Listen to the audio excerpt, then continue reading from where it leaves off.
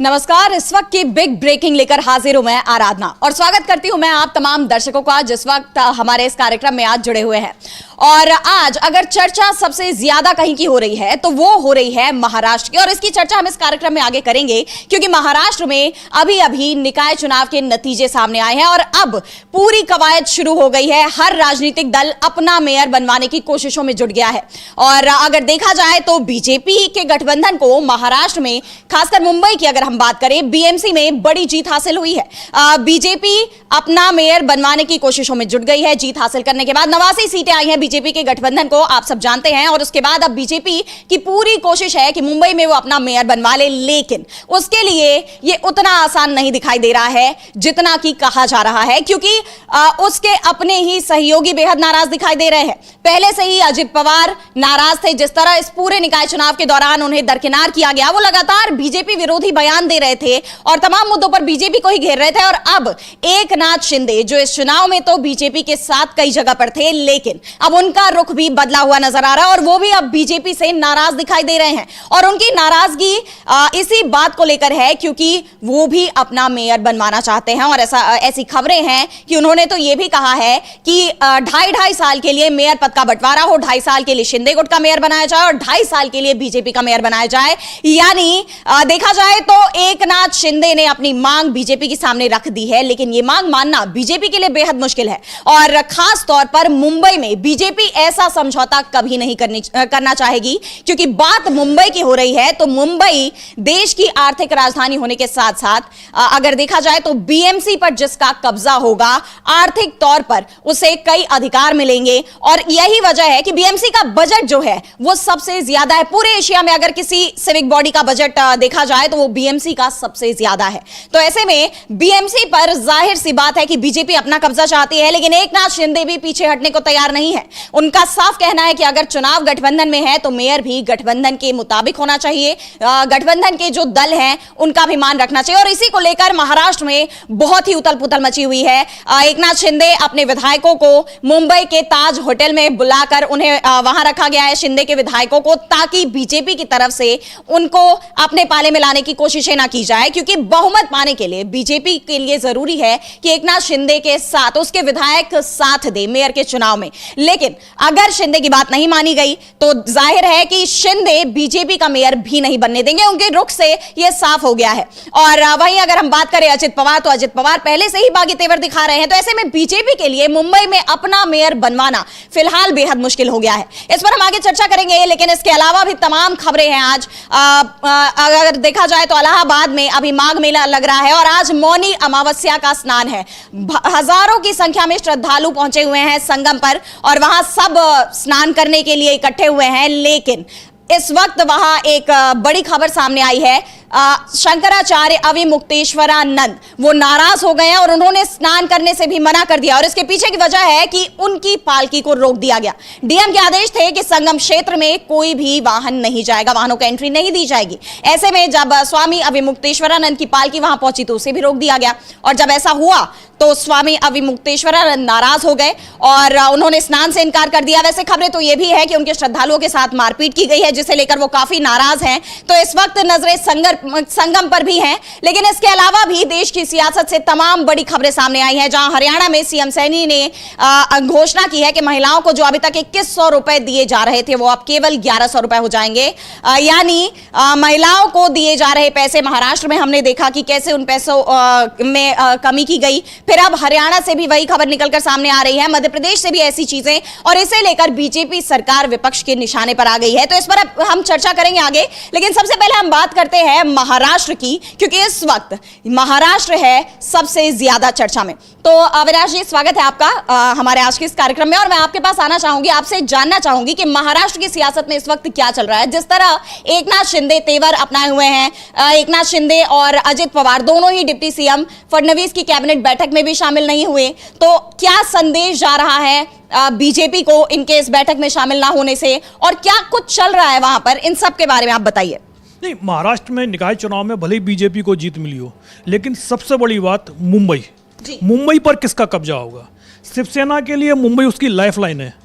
क्योंकि उन्हें मालूम है कि अगर मुंबई भी आस्ते चला गया तो फिर बीजेपी शिवसेना पर पूरी तरीके से नियंत्रण कर लेगी, चाहे वो उद्धव ठाकरे की शिवसेना हो या एकनाथ शिंदे की। ठाकरे की शिवसेना तो आमने सामने की लड़ाई में ही है, तो इसलिए बीजेपी के लिए ठाकरे को रोकना तो आसान नहीं होने वाला है। और इस चुनाव में भी हमने देखा है कि 65 सीटें उनको मिली हैं, उद्धव ठाकरे की शिवसेना को, जबकि एकनाथ शिंदे की जो शिवसेना उसको 29 सीट मिली है।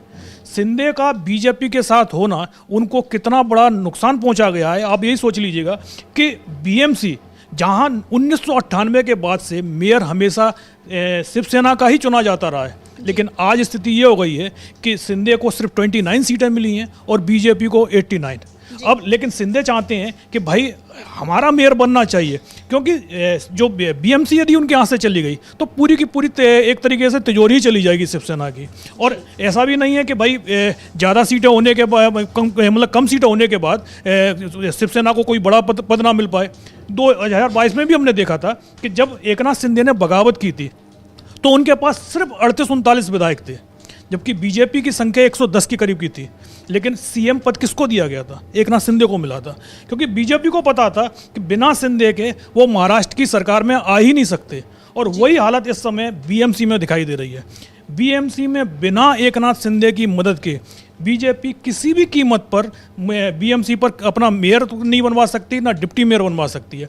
और इसीलिए एकनाथ शिंदे ने अपने विधायकों को रिजॉर्ट में बंद कर लिया है, उनको ताज होटल में रुकने के लिए बोला है। पहले तो ये कहा गया था कि 3 दिन तक के लिए उन्हें अपने पार्षदों को रोका गया है, लेकिन अब ये खबर ये आ रही है कि 3 दिन के बाद भी शिंदे अपने पार्षदों को नहीं छोड़ेंगे, क्योंकि देवेंद्र फडणवीस इस समय स्विट्जरलैंड चले गए हैं, उनका कोई बताया जा रहा सरकारी कार्यक्रम है।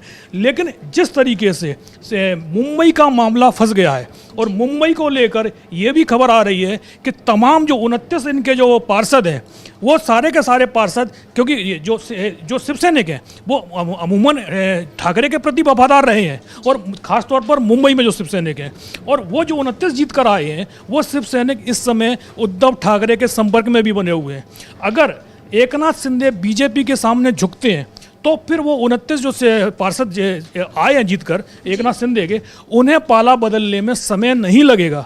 और अगर ये शिवसैनिक वापस उद्धव ठाकरे के साथ में चले जाते हैं, क्योंकि जो जीतकर आए हैं उनमें से अधिकतर तो कुछ समय पहले ही उद्धव ठाकरे को छोड़कर आए थे। पिछले जो 2017 में जब बीएमसी के चुनाव हुए थे तो उस समय 54 सीटें मिली थी शिवसेना को, और जब बीएमसी के क्योंकि 8 साल बाद चुनाव हुए, 9 साल बाद 5 चुनाव तो अमूमन जो होना था वो 2022 में ही होना था, लेकिन बीजेपी को डर लग रहा था कि अगर चुनाव करवा लिया गया जल्दी तो उसको हार मिल सकती है, इसलिए चुनाव टाले गए थे। और जो 84 सीटें 2017 में उद्धव ठाकरे की शिवसेना को मिली थी, उस समय तो शिवसेना एक ही थी, कोई बंटवारा नहीं हुआ था। उन 84 नगर सेवकों में से 54 नगर सेवक इस बार जो पार्षद चुनाव हुए, बीएमसी के चुनाव हुए हैं, तो वो उद्धव ठाकरे का साथ छोड़कर एकनाथ शिंदे के साथ चले आए थे। लेकिन शिंदे को सफलता तो मिली नहीं, सफलता तो उद्धव ठाकरे को ही मिली है। लेकिन जो उनमें से पार्षद जीतकर आए हैं वो इसी शर्त पर शिंदे के साथ में है कि मेयर अपना ही बनेगा। अगर मेयर शिवसैनिक नहीं बनता है तो ये पार्षद पलटी मारकर दोबारा से उद्धव ठाकरे के साथ चले जाएंगे। और अगर इनमें से 29 में से 25 पार्षद भी चले जाते हैं तो मान के चलिएगा कि उद्धव ठाकरे जिनका बयान भी आया है कि भगवान ने चाहा तो मेयर शिवसेना का ही बनेगा, तो आप मान के चलिएगा कि भगवान भी इस समय उद्धव ठाकरे के साथ में ही दिखाई दे रहे हैं। और अगर बीजेपी ने शिवसैनिक को मेयर के रूप में स्वीकार नहीं किया तो आप मान के चलिएगा कि जो चीज़ 2022 में जो गठबंधन के साथ में हुई थी वो इस बार एनडीए के साथ हो सकती है। बीजेपी को मुंबई का जीतने का जो सपना है वो सपना ही रह जाएगा। वो सबसे बड़ी पार्टी तो बन गई है, लेकिन मेयर शिवसेना का ही बनेगा, ये साफ दिखाई देने लगा है। जी बिल्कुल, यानी देखा जाए तो बीजेपी भले ही बीएमसी में सबसे बड़ी पार्टी बनकर उभर कर सामने आई है, लेकिन अभी भी उसके लिए मेयर बनवाने का रास्ता साफ नहीं हो पाया है। और अगर बीजेपी ने एकनाथ शिंदे की बात नहीं मानी तो ऐसा भी हो सकता है कि जो झटका शिवसेना को लगा था 2022 में वो अब बीजेपी को भी लग सकता है, जैसा अभी हमारे सहयोगी अविनाश जी ने बताया। और यही वजह है कि उद्धव गुट भी लगातार बीजेपी को ललकार रहा है, लगातार वो हमलावर है अपने विरोधी दलों पर। उद्धव गुट ने इस जीत को लेकर भी कहा है कि बीजेपी जीतकर भी नहीं जीत पाई है, क्योंकि 2017 में जब चुनाव हुए थे तो 82 सीटों पर उनका कब्जा था और अब केवल 89 सीटें ही जीती गई हैं, जो कि तुलनात्मक तरीके में अगर देखा जाए तो जितने का दावा बीजेपी कर रही थी, जिस बड़ी जीत का दावा बीजेपी कर रही थी, वो बड़ी जीत अभी भी वो महाराष्ट्र में, मुंबई में हासिल नहीं कर पाई है। ऐसे में उद्धव गुट हमलावर है और खास तौर पर शिवसेना यूबीटी के नेता आदित्य ठाकरे का बयान सामने आया है। मैं आपको बताती हूं आदित्य ठाकरे का बयान। उन्होंने कहा है कि उन सभी इच्छुक उम्मीदवारों के प्रति भी मैं आभार व्यक्त करता हूं जिन्होंने अपनी व्यक्तिगत इच्छाओं को एक तरफ रखकर महाराष्ट्र के प्रति अपने प्रेम को प्राथमिकता दी। भारी धन शक्ति, सत्ता की ताकत और सरकारी तंत्र के सामने हमने जो चुनौती खड़ी की और उसे जीत कर दिखाया, वो बेहद मूल्यवान है। पैसों और झूठ के शोर शराबे के बीच हमने मराठी और मुंबई की सशक्त आवाज को जीवित रखा है। 4 सालों तक उनके हाथ में प्रशासक, मनपा, साथ ही सरकारी तंत्र, केंद्र व राज्य सरकार और चुनाव आयोग होने के बावजूद भी नतीजों के आंकड़े बहुत कुछ कह रहे हैं। उनके द्वारा हमारे नगर सेवकों और कई लोगों को तोड़ने के बावजूद भी कई हमारे नगर सेवक चुनकर आए हैं। ऐसा जब आदित्य ठाकरे कहते हैं तो इससे साफ है कि वो कहीं ना कहीं बीजेपी की जीत को चुनौती दे रहे हैं। उनका कहना है कि जब सारी शक्ति बीजेपी के हाथ में थी, और उन्होंने एक तरह से चुनाव प्रक्रिया पर भी सवाल उठाए। ये कहा है कि चुनाव आयोग भी बीजेपी के हाथ में था और सारा धन बल और शक्तियां सब कुछ बीजेपी के हाथ में थी, और इसके बावजूद बीजेपी वो नहीं कर पाई जिसका वो दावा कर रही थी, जिसका वो लक्ष्य रख रही थी। और ऐसे में जो जीत शिवसेना यूबीटी को मिली है वो भी काफी मायने रखती है। इसीलिए उन्होंने लोगों का आभार जताया है, जिन लोगों ने शिवसेना यूबीटी को वोट दिया है। ऐसे मौके पर उनका आभार जताते हुए उन्होंने एक तरफ लोगों का आभार जताया और दूसरी तरफ बीजेपी को निशाने पर ले लिया, और ऐसा ही कुछ सब चल रहा है। आपको क्या लगता है अविनाश जी, जिस तरह से आदित्य ठाकरे ने बीजेपी की जीत को एक तरह से कहा है कि आप जीत कर भी नहीं जीत पाए, तो ये क्या मैसेज जा रहा है लोगों के बीच और इसका क्या असर देखा जा सकता है महाराष्ट्र की सियासत पर? नहीं, सबसे बड़ी बात तो यही है, जैसा आपने बताया कि जब 2017 में बीजेपी चुनाव लड़ी थी तो वो अकेले चुनाव लड़ी थी, उसके बावजूद उसको मतलब 82 सीटें मिल गई थी। इस बार शिवसेना से गठबंधन भी किया है, मतलब पूरी शिवसेना तो नहीं है, लेकिन एकनाथ शिंदे की शिवसेना के साथ बीजेपी ने जब गठबंधन किया तो सिर्फ 7 सीटें ही बढ़ पाई हैं। तो आप खुद समझ सकते हो। दूसरी तरफ जो उद्धव ठाकरे की पार्टी तो टूट गई थी, उसके बावजूद उद्धव ठाकरे ने अपनी ताकत दिखाई है और 65 सीटें जीत कर आए हैं। अगर दोनों शिवसेनाओं को के जो सीटें मिली हैं उनको आप जोड़ दीजिए तो वो संख्या 94 हो जाती है। पिछली बार से भी 10 सीटें ज़्यादा। 2017 में शिवसेना को 84 सीटें मिली थी, अगर दोनों शिवसेना जोड़ दी जाती हैं तो ये संख्या होती है 94। हम इसमें एमएनएस की सीटें नहीं जोड़ रहे हैं हम, क्योंकि एमएनएस साथ में तब भी चुनाव नहीं लड़ी थी। तो आप साफ साफ देख लीजिएगा कि जो शिवसेना का वोट बैंक है वो वोट बैंक आज भी मुंबई में बीजेपी की तुलना में बहुत ज़्यादा बड़ा है। दूसरी तरफ आप देख रही हैं कि किस तरीके से बीजेपी सत्ता में, और इस जो चुनाव कराए गए हैं वो पूरी की पूरी चुनाव प्रक्रिया पर जिस तरीके के सवाल उठे हैं कि किस तरीके से भाई धांधली हो रही है, जो स्याही का मुद्दा हो या एक नई मशीन लगा दी गई हो, तमाम ऐसे सवाल उठाए गए पूरे चुनाव में, और विपक्ष की तरफ से सवाल उठाए गए थे। सत्ता पक्ष को तो पता था कि भाई जो भी कुछ हो रहा है वो अपने फायदे के लिए ही हो रहा है, तो इसलिए सरकार की तरफ से उसको लेकर कोई सवाल नहीं थे। और अंतिम समय पर जिस तरीके से नियम बदले जा रहे थे, अरे भाई आप चुनाव करवा रहे हैं, चुनाव करवाने के लिए जो भी नियम हो, जो आपको जो विपक्षी दलों के साथ में आप मीटिंग करते हैं उससे पहले जब चुनाव की तारीख की घोषणा होती है तो चुनाव आयोग की तरफ से जो विपक्षी दल होते हैं, मुख्य विपक्षी पार्टियां होती हैं और सत्ताधारी पार्टियां होती हैं, उन सभी के साथ एक मीटिंग की जाती है और उसमें सब कुछ क्लियर कर दिया जाता है कि भाई चुनाव प्रक्रिया किस तरीके से होगी। तारीखें नहीं बताई जाती, लेकिन आप ये तो बता देते हैं कि भाई किस तरीके की चुनाव प्रक्रिया होगी, कि क्या नियम है इस चुनाव में। लेकिन इस बार भाई अंतिम समय पर पता चलता था कि भाई ये एक नई चीज़ जुड़ गई है इस प्रक्रिया में। तो भाई विपक्ष को आप अंधेरे में रखेंगे, अचानक ही नियम बदले जाएंगे, जिस तरीके से मार्कर पेन से निशान लगाए जा रहे थे और तुरंत ही वो निशान मिट भी रहा था, और एक एक आदमी कितने वोट डाल रहा होगा उसके बाद, तो आप खुद समझ सकते हैं। तो तमाम ऐसी चीज़ें थी जिन पर विपक्ष लगातार सवाल कर रहा था, और इसीलिए आदित्य ठाकरे ने बोला है कि बीजेपी ने तमाम जो हथकंडे अपनाए, लेकिन उसके बावजूद नतीजे बीजेपी के खिलाफ ही आए हैं। सिर्फ 7 सीटें बीजेपी की बढ़ी हैं, और मुंबई में मेयर बनाने का जो बीजेपी का सपना था वो सपना अभी भी पूरा होता हुआ नहीं दिखाई दे रहा है। जिस तरीके से एकनाथ शिंदे अपने पार्षदों को ताज होटल में ले गए हैं और उनको बंद करके रखा हुआ है, तो सबसे बड़ा सवाल तो यही उठ रहा है कि भाई आपकी सरकार है। 2022 में जब शिंदे ने पार्टी तोड़ी थी तो भाई उद्धव ठाकरे वहाँ सीएम थे, तो एक खतरा ये था कि भाई उद्धव ठाकरे की सरकार है और आप उन्हीं के विधायक तोड़ रहे हैं, तो वहाँ पर कार्रवाई हो सकती है। लेकिन जिस सरकार में डिप्टी सीएम है एकनाथ शिंदे, सरकार चला रहे हैं। आज से 1 साल पहले तो वो मुख्यमंत्री होते थे। नवंबर 2024 तक तो वो सीएम वही थे। अगर यदि 12-14 महीने का समय पीछे हटा दिया जाए तो सारी ताकत उन्हीं के पास में थी। तो ऐसे में एकनाथ शिंदे को अपने विधायक पार्षदों को होटल में बंद कर क्यों रखना पड़ रहा है? भाई सीधा सीधा सवाल तो यही है कि जो पुलिस सबसे बड़ी बात तो ये है कि सुरक्षा व्यवस्था भी वो पुलिस से नहीं ले रहे हैं, बल्कि शिव सैनिकों को सुरक्षा में लगाया गया है पार्षदों की, कि भाई पुलिस का कोई अधिकारी या कर्मचारी, कोई पुलिसकर्मी हमारे पार्षदों के आसपास भी नहीं फटकना चाहिए। भाई आपको अपनी पुलिस पर भरोसा क्यों नहीं है? सबसे बड़े सवाल तो यही उठ रहे हैं, क्योंकि जो गृह मंत्रालय, सबसे बड़ी लड़ाई तो आपको पता है गृह मंत्रालय को लेकर हुई थी। बीजेपी ने जिस तरीके से गृह मंत्रालय अपने पास रखा था, और खुद देवेंद्र फडणवीस के पास में ही वो गृह मंत्रालय वो क्यों रखा गया था, तो अब साफ साफ दिखाई दे रहा है कि इस तरीके के जो काम है, इन्हीं कामों के लिए गृह मंत्रालय बीजेपी ने अपने पास में रखा था। और एकनाथ शिंदे भले ही अपने पार्षदों को होटल में बंद कर लें, लेकिन होटल में तमाम चीज़ें हैं। भाई क्या फ़ोन से संपर्क में नहीं हो सकते? या फिर ताज होटल का जो स्टाफ है, क्या वो स्टाफ बीजेपी के संपर्क में नहीं है? तो एकनाथ शिंदे को भी सोचना चाहिए कि भाई अपने पार्षदों को वो क्या सुरक्षित रख पाएंगे।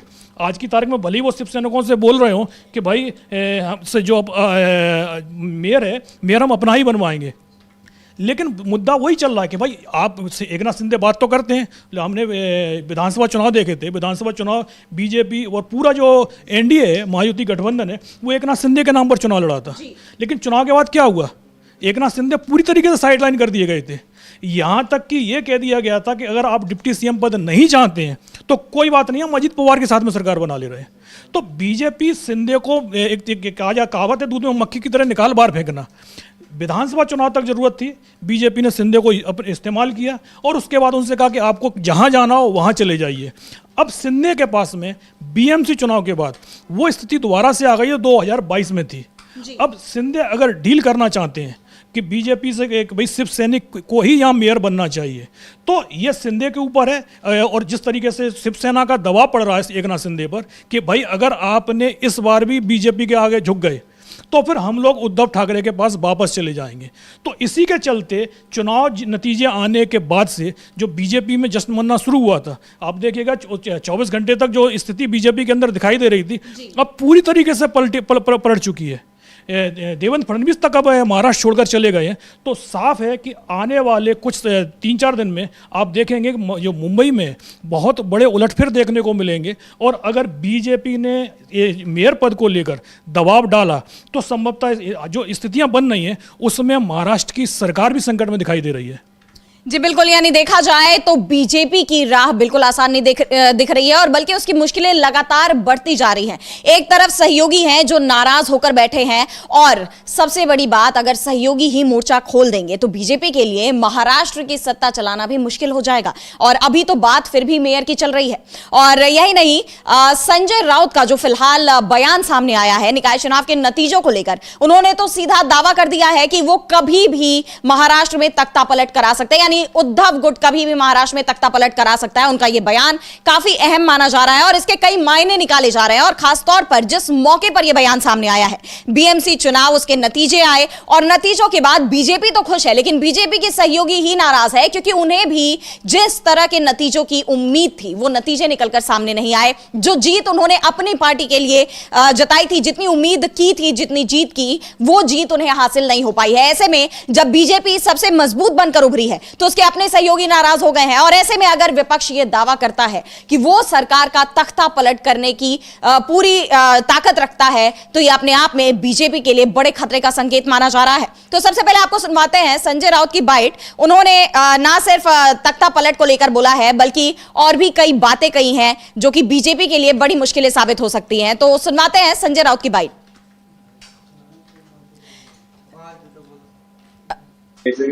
कौन सा पॉलिटिक्स? बात ऐसी है, महाराष्ट्र में सरकार फडणवीस और शिंदे जी की है, राइट? लॉ एंड ऑर्डर का सवाल है ये। अगर राज्य के मुख्यमंत्री देवेंद्र फडणवीस है, बीजेपी का शासन है, उसमें शिंदे भी है,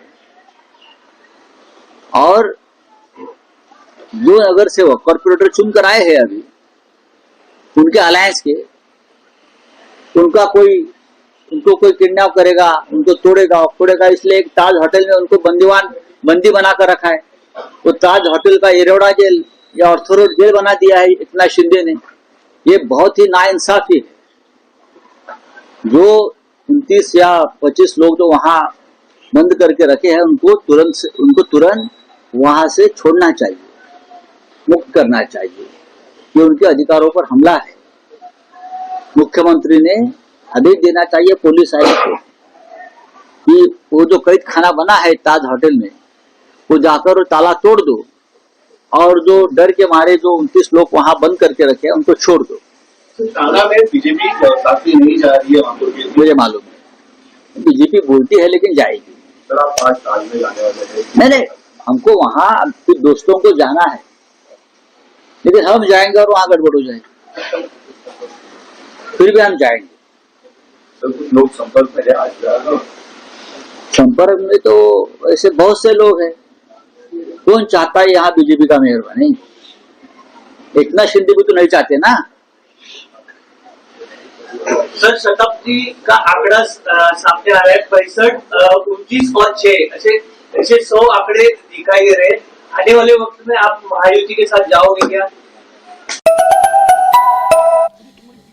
तो आप देख रहे थे संजय राउत का बयान, जिन्होंने ना सिर्फ फडणवीस को ललकारा कि तोड़ दीजिए वो ताला जिसमें कि इतने पार्षदों को कैद करके रखा गया है, और सबसे बड़ा सवाल ये है कि अगर सहयोगी अपने ही सहयोगी से डरे हुए हैं कि वो हमारे पार्षदों को चुरा ले जाएंगे, अपने पाले में कर लेंगे, या फिर उनके अंदर इस बात का डर है कि अगर बीजेपी ने वाकई में अपना मेयर बना लिया तो हमारे पार्षद नाराज हो जाएंगे और कहीं उद्धव ठाकरे के पास वापसी ना कर ले, तो आप समझ सकते हैं कि महाराष्ट्र में फिलहाल हालात कितने नाजुक बने हुए एनडीए के लिए।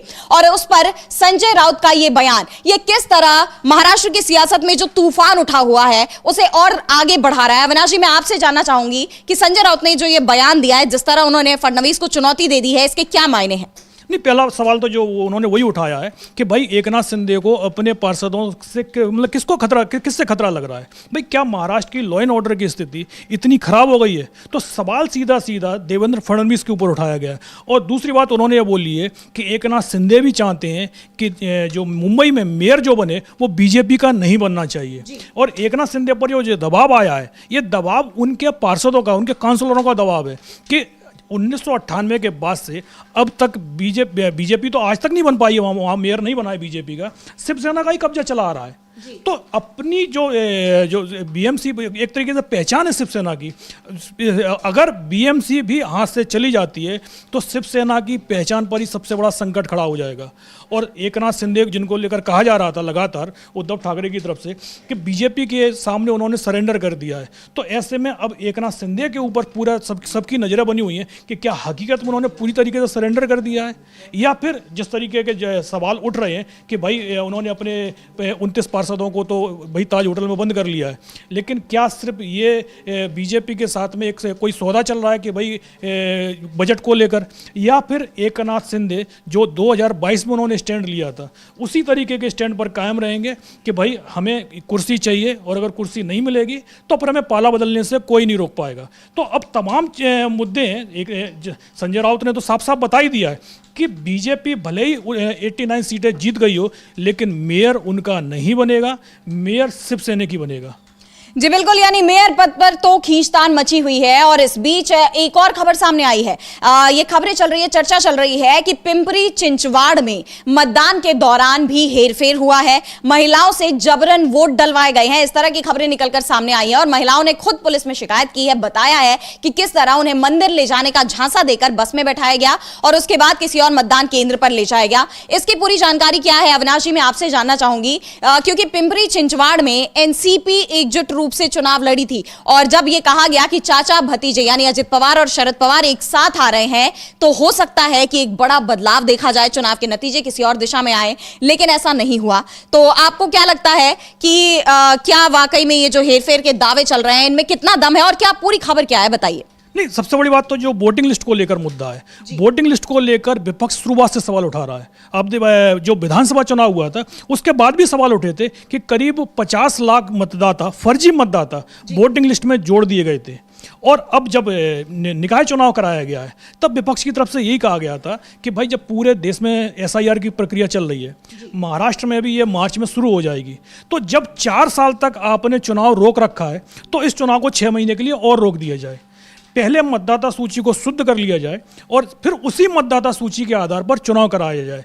जिस मतदाता सूची में पहले से ही 50 लाख फर्जी वोटर जुड़े हुए हैं, जो लगातार राहुल गांधी की तरफ से भी बोला गया, संजय राउत की तरफ से भी बोला गया, बोले उस मतदाता सूची पर चुनाव नहीं हो, मतदाता सूची एकदम सही होनी चाहिए, नहीं तो फिर नतीजे वैसे ही आएंगे जिस तरीके के नतीजे विधानसभा चुनाव में आए हैं। और हकीकत में नतीजे वैसे ही आए हैं, उसमें बहुत ज़्यादा बदलाव नहीं दिखाई दिया है। और जिस तरीके की घटना भी सामने आई है, एक महिला जो बीड़ जिले की रहने वाली है, उसको बुलाया जाता है, स्वयं सहायता समूह की वो महिला होती है, वो और उस जैसी तमाम महिलाओं को बुलाया जाता है कि भाई हम लोग मंदिर दर्शन के लिए चलेंगे, आप सब लोग सुबह आ जाना।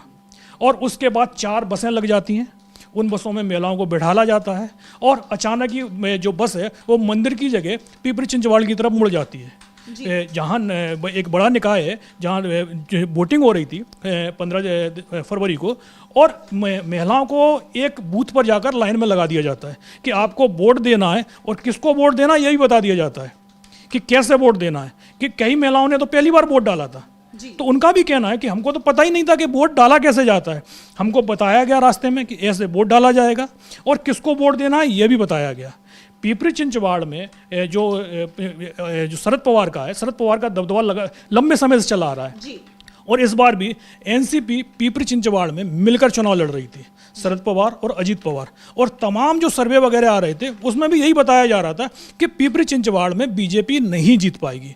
लेकिन जब नतीजे आते हैं तो बीजेपी को 2/3 से भी ज़्यादा सीटें मिल जाती हैं। तो किस तरीके से सीटें मिली उसकी एक वानगी तो ये दिखाई दी है कि मतलब 4 बसों में हम मान के चलते हैं करीब 200-250 वोट तो आराम से होंगे ही होंगे। और ये सिर्फ एक स्वयं सहायता समूह का मामला है, ऐसे तमाम स्वयं सहायता समूह हैं जो सरकार के इशारे पर वहाँ काम कर रहे थे। और खाली पिपरी छिंदवाड़ा नहीं, ये मुद्दा मुंबई में भी हुआ होगा और नागपुर में भी हुआ होगा। तमाम जो 29 निकाय हैं उन सभी निकायों में ये चीज़ हुई होगी। और उसी का आप देखिएगा कि जिन निकायों में बीजेपी सबसे कमजोर समझी जाती थी उन्हीं निकायों में बीजेपी को बम्पर जीत भी मिली है। तो तमाम सवाल इस तरीके के उठ रहे हैं। एफआईआर भी दर्ज हो गई है, लेकिन मुद्दा वही है कि भाई एफआईआर तो हो गई है, पुलिस जांच करेगी, गृह मंत्रालय किसके पास में है? गृह मंत्रालय तो मुख्यमंत्री के पास में ही है। और इस फर्जी वोटिंग का सबसे बड़ा लाभार्थी कौन है? वो भी बीजेपी है। और बीजेपी की जीत का क्रेडिट देवेंद्र फडणवीस खुद ले रहे हैं।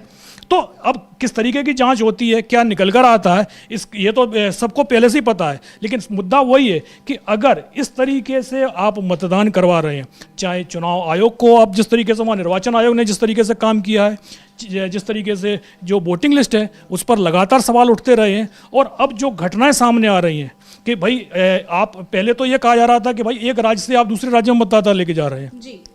लेकिन यहाँ तो आप गांव के मतदाता, क्योंकि जो ग्रामीण क्षेत्र का चुनाव वो हो चुका है पंचायत का, तो अब आप पंचायत के जो वोटर हैं वो आप निकाय चुनाव में लेके आ रहे हैं। और इसीलिए ये सवाल भी उठ रहे हैं कि निगम के चुनाव और पंचायत के चुनाव क्या इसीलिए साथ साथ नहीं कराए गए थे कि आप चाहते थे कि भाई पहले पंचायत के चुनाव करा लिए जाएं और फिर उनके जो मतदाता हैं, जो आपके मतदाता हैं, उनको आप निगम चुनाव में भी इस्तेमाल कर लें। और उसके नतीजे जो बीजेपी भले ही कह रही है कि भाई हम 22 और 29 जो नगर निगम है उनमें से 22-24 पर अपना मेयर बनाएंगे, अगर इस तरीके के नतीजे सेट हो रहे हैं तो फिर सवाल ये उठ रहा है कि आप 29 क्यों नहीं जीत पाए? बीजेपी को इस तरीके से तो पूरे 29 के 29 निगम जीतने चाहिए थे कि भाई जो मतदाता शहर का मतदाता है उसका तो वोटिंग लिस्ट में नहीं है। जिस तरीके से बीएमसी चुनाव में भी तमाम मतदाता थे जो पूरे दिन भर इसीलिए घूमते रहे कि भाई उनका जो बूथ दिखाया जा रहा था वो कोई और दिखाया जा रहा था, लेकिन जब पता चल रहा है कि वहाँ तो उनका वोट ही नहीं है, वोट उनका किसी दूसरे बूथ पर है, तो वो बूथ बाई बूथ भटक रहे थे कि भाई कहाँ किस बूथ पर हमारा वोट है। और दूसरे बूथ पर जाते हैं तो पता चलता है उम्मीदवार की लिस्ट तक बदल गई है। वो जिस उम्मीदवार को सोच के गए थे कि जिसको वोट देना है, लेकिन वहाँ पता चलता है कि भाई उम्मीदवार ही नहीं है उसका नाम इस बूथ पर। तो तमाम सवाल उठ रहे हैं कि अगर सब कुछ फर्जी तरीके से चुनाव में हुआ है तो फिर बीजेपी को 29 नगर निगम में जीत क्यों नहीं मिल पाई? तो और सबसे बड़ी बात तो बीएमसी का ही देख लीजिए, बीएमसी में भी बीजेपी बहुमत से दूर रह गई है। तो अब सवाल यही उठ रहे हैं कि अगर इस तरीके से भी आप चुनाव नहीं जीत पा रहे हैं तो अगर चुनाव एकदम फेयर चुनाव होता, जो मतदाता सूची थी वो फेयर होती, निर्वाचन आयोग फेयर होता, सबको बराबर के मौके मिलते, तो क्या नतीजा आते वो आप खुद समझ सकते हैं।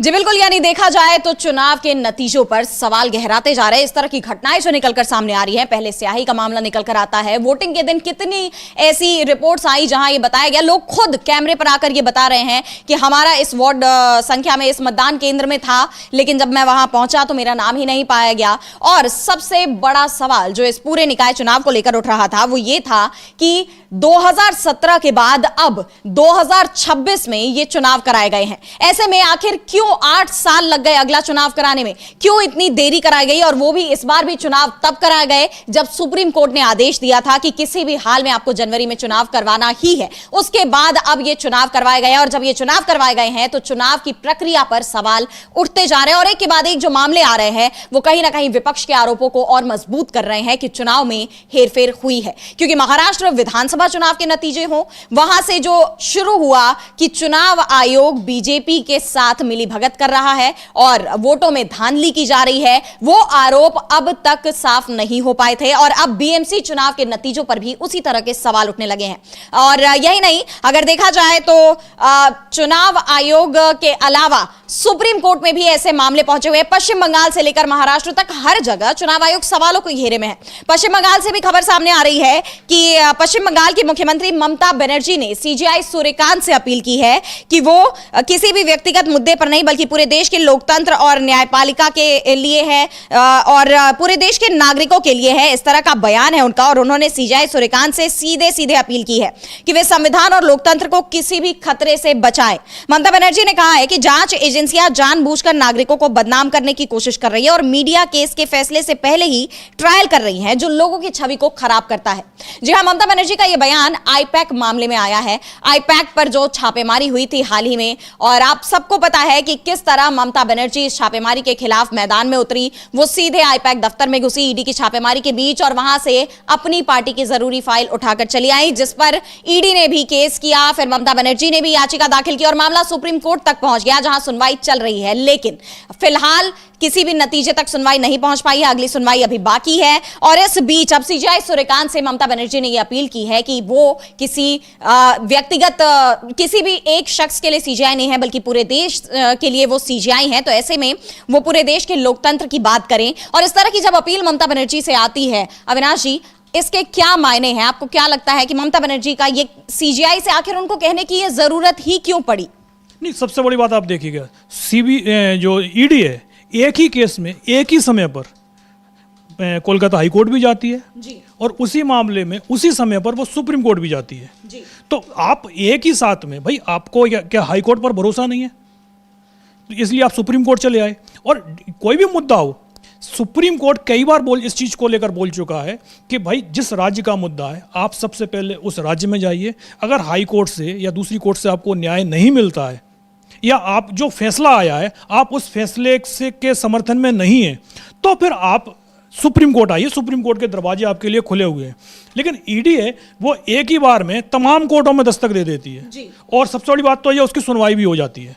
सुप्रीम कोर्ट में भी सुनवाई होती है, हाई कोर्ट में भी सुनवाई होती है। हाई कोर्ट के जो फैसला होता है वो कुछ और आता है, सुप्रीम कोर्ट से जो अभी फैसला तो नहीं आया है, सुनवाई चल रही है। लेकिन सुप्रीम कोर्ट के जो न्यायाधीश की तरफ से जो टिप्पणियां की गई हैं वो कुछ दूसरी दिशा की तरफ जाती हुई दिखाई दे रही हैं। तो इसी को लेकर ममता बनर्जी की तरफ से सवाल उठाए गए हैं कि भाई लोकतंत्र में सबसे बड़ी बात तो यह है कि भाई विपक्ष जो विरोधी पार्टियां हैं, कि बंगाल में तो टीएमसी सत्ताधारी पार्टी है, तो चुनाव के समय पर जिस तरीके से केंद्र का हस्तक्षेप हो रहा है, सीधा सीधा केंद्र की जांच एजेंसियां जिस तरीके से छापेमारी कर रही हैं, सबसे पहली बात तो ये है कि आपको कोई भी पूछताछ करनी है, 5 साल पुराना, 4 साल पुराना, 2 साल पुराना मामला है और आप तब तक तो सोते रहते हैं और जैसे ही चुनाव आता है वैसे ही छापेमारियाँ शुरू हो जाती हैं। और छापे किस पर पड़ते हैं? जो आपके विरोधी पार्टियां हैं, बीजेपी की विरोधी जो दल हैं, उनके बड़े नेताओं पर, उनके रणनीतिकारों पर जो छापे डाले जाते हैं जी, ताकि चुनाव में उसको भुनाया जा सके। भाई 2 साल से आप क्या कर रहे थे? कोयला घोटाले की जांच तो 2 साल से लगातार चल रही है ना। आपने एक भी बार आईपैक से जुड़े लोगों को पूछताछ के लिए बुलाया, समन भेजा उनको? आपने कोई समन नहीं भेजा, और जैसे ही आपको पता चलता है कि टीएमसी के उम्मीदवारों की लिस्ट तैयार हो रही है, आईपैक का जो सर्वे है वो सर्वे हो गया है, किसको उम्मीदवार बनाया जाना है, किसकी प्रायोरिटी पर नंबर 1 है, कौन सा उम्मीदवार प्रायोरिटी पर नंबर 2 है, जिस पर बाद में छानबीन होनी है, पार्टी की जो है उनकी कार्यकारिणी है वो फैसला करेगी। जो लिस्ट जब तैयार हो गई है तो आप उस लिस्ट को चुराने के लिए क्या पहुंच गए हैं? जिस तरीके से ईडी का छापा पड़ता है एक पार्टी ऑफिस में, क्योंकि आईपैक के पास में टीएमसी का काम है वहाँ पर बंगाल में, और टीएमसी का पूरा जो चुनाव मैनेजमेंट है वो आईपैक देख रहा है, और आप छापे किस पर मार रहे हैं? आईपैक के ऑफिस पर छापे डाल रहे हैं, आईपैक के जो फाउंडर हैं उनके आवास पर छापा डाला जा रहा है, जबकि पूरा का पूरा जो मुद्दा है वो सिर्फ चुनाव से जुड़ा हुआ है। इसमें कोयला घोटाला वालों नाम सिर्फ कोयला घोटाले का लिया गया है। अब ये तो सबको पता है कि फरवरी के लास्ट में या तो बंगाल में चुनाव की घोषणा हो जाएगी, और नहीं तो मार्च के फर्स्ट वीक में तो हो ही जाएगी। तो इस चुनाव आप यदि 2 साल रुक सकते हैं तो फिर आप 4 महीने और भी रुक सकते हैं, 4 महीने बाद जांच हो जाती। लेकिन सिर्फ और सिर्फ एक पार्टी को टारगेट आपने बना रखा है, और ये सिर्फ बंगाल का मुद्दा नहीं है।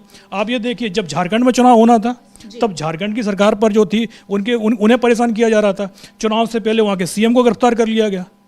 दिल्ली का मामला आप देखिए, चुनाव से पहले केजरीवाल को गिरफ्तार किया जाता है। तो तमाम ऐसी घटनाएं आपको साफ साफ दिखाई देती हैं कि जहां चुनाव होता है, ईडी हो, सीबीआई हो, आईटी हो, सबको वही राज्य दिखाई देता है, और ख़ास तौर पर अगर वहाँ सरकार बीजेपी के विरोधी दलों की होती है। तो इसी को लेकर ममता बनर्जी ने सवाल उठाए हैं कि भाई जो सुप्रीम कोर्ट है वो पूरे देश के लिए है।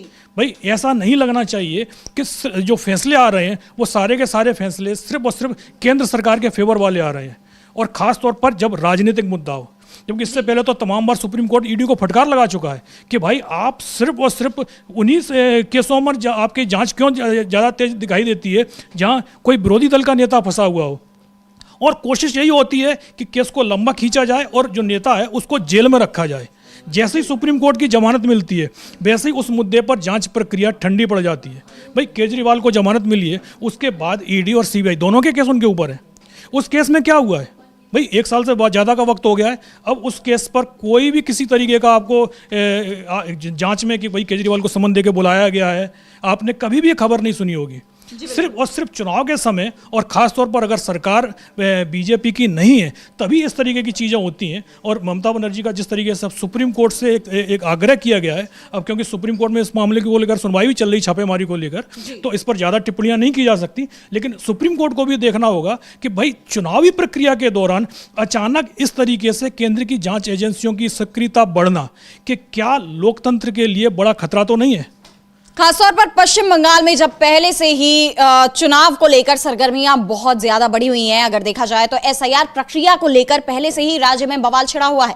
ऐसे में ममता बनर्जी और बीजेपी कह लीजिए आमने सामने दिखाई दिए, चुनाव आयोग पर लगातार आरोप लग रहे थे, और इस बीच ये ईडी की छापेमारी आ गई। तो कहीं ना कहीं इस तरह के आरोप लगाए जा रहे हैं कि बीजेपी ये सब कुछ ममता बनर्जी को कमजोर करने के लिए, टीएमसी को चुनाव से पहले कमजोर करने के लिए कर रही है। इस तरह के आरोप लगाए जा रहे हैं। वहीं अगर बात करें यूपी की, तो यूपी में भी एसआईआर पर बवाल मचा हुआ है। लगातार आप सुन रहे हैं कि वहां की एसआईआर प्रक्रिया को लेकर किस तरह विपक्ष और सत्ता पक्ष में बयानबाजी चल रही है, और सवाल यहां भी चुनाव आयोग पर ही उठ रहे हैं।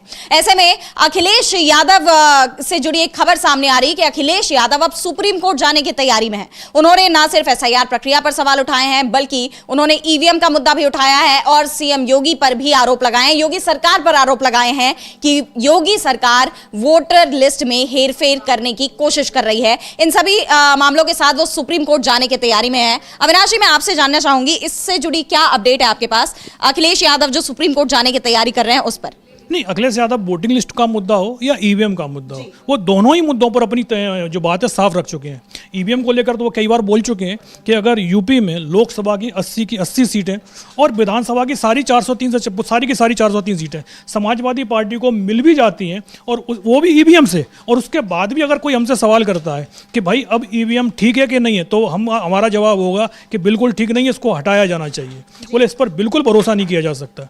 बोले उन्होंने बोला भी है कि भाई जर्मनी में अगर ईवीएम से चुनाव होता है तो कोर्ट उस चुनाव को रद्द कर देता है, कह देता है ये असंवैधानिक चुनाव है।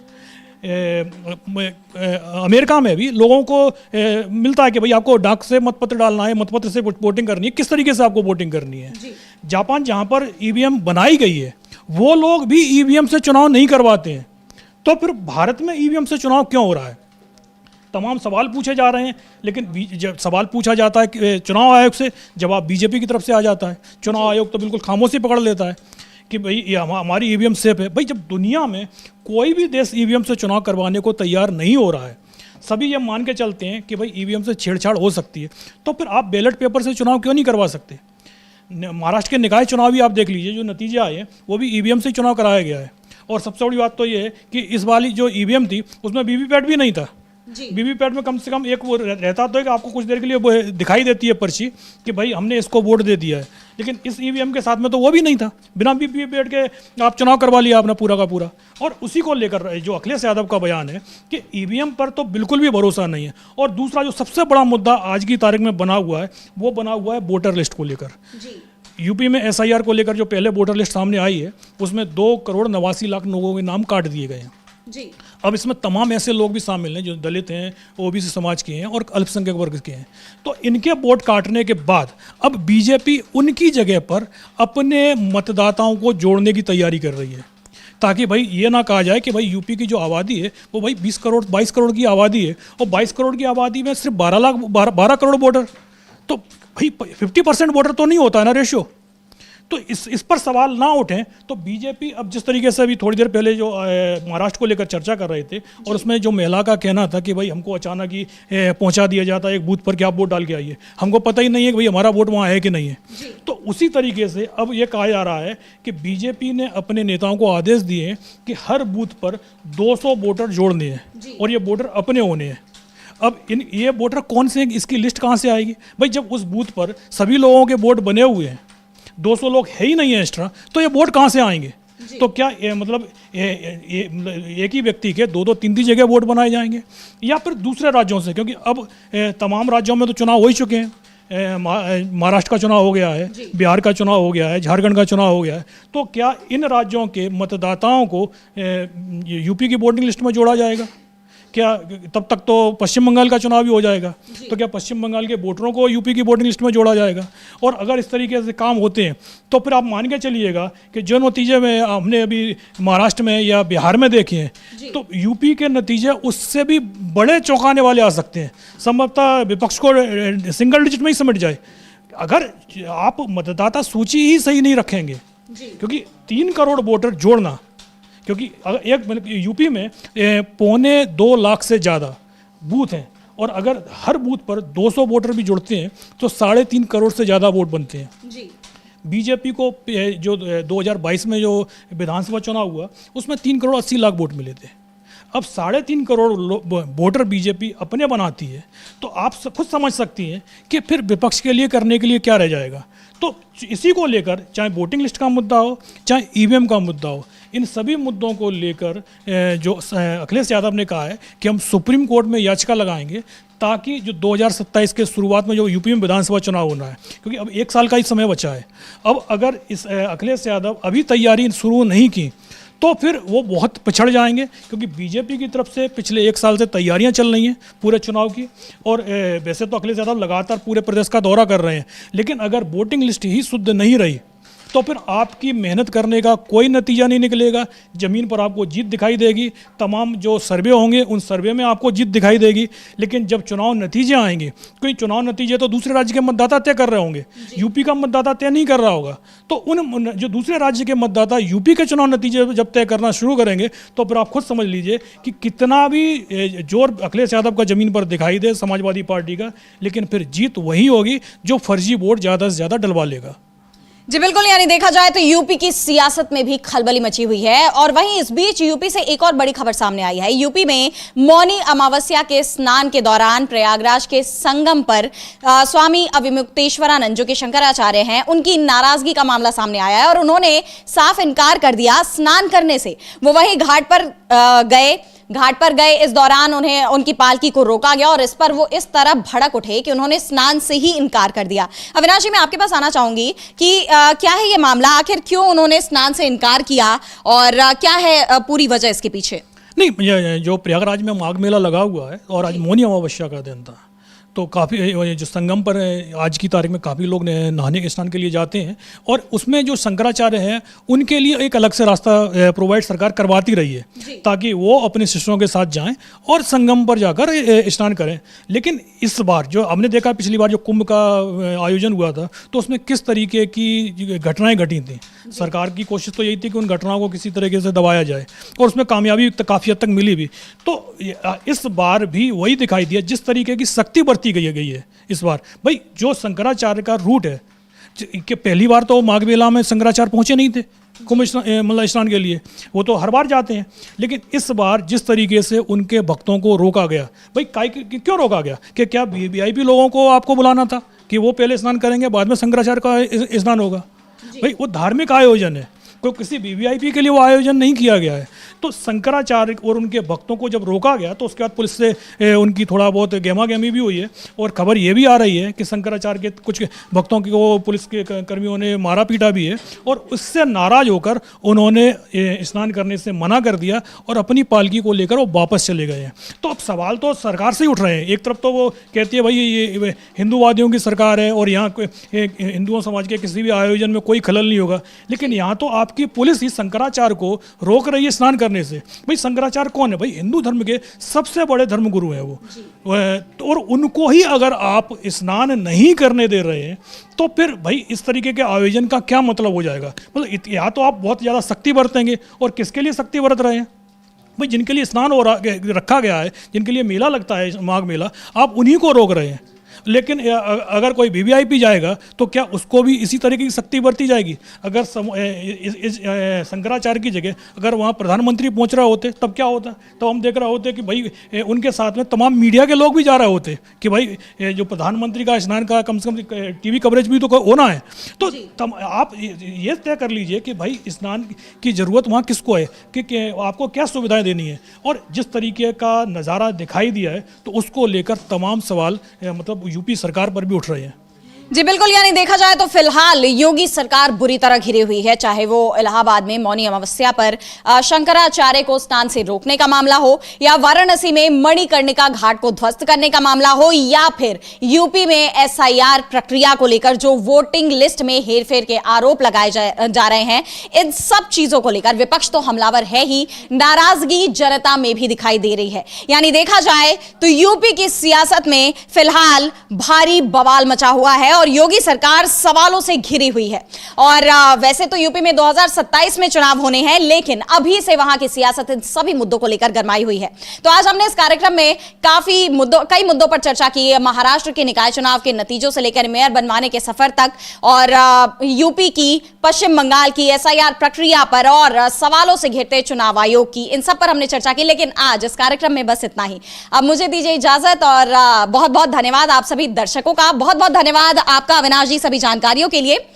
देश दुनिया की तमाम बड़ी खबरों के लिए आप देखते रहिए डीवी लाइव। नमस्कार।